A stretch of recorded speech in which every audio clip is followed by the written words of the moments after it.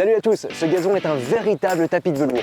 Et c'est un ouvrier en parc et jardin qu'on lui doit les secrets de sa création et de son entretien. Concentration.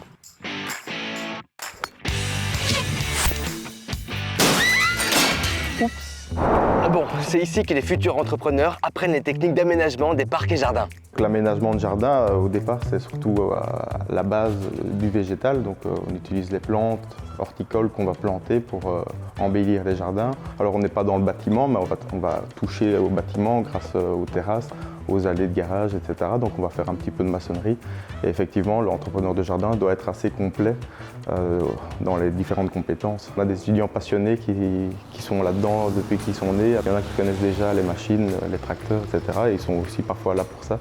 Et c'est pas le travail qui manque, ça Jason l'a bien compris. C'est d'ailleurs dans une entreprise de parc et jardin qu'il a trouvé sa voie.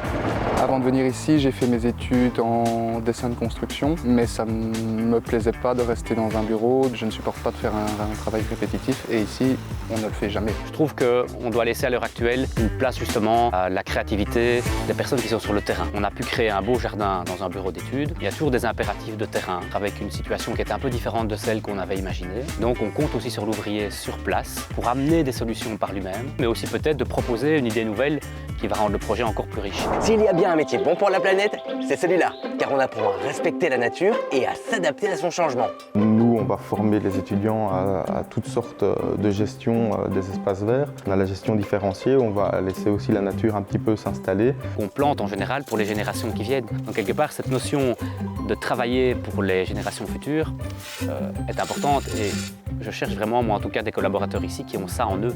Quand on arrive, il n'y a rien et quand on repart, en règle générale, le jardin a déjà un air de quelques années. C'est ça qui est assez gratifiant.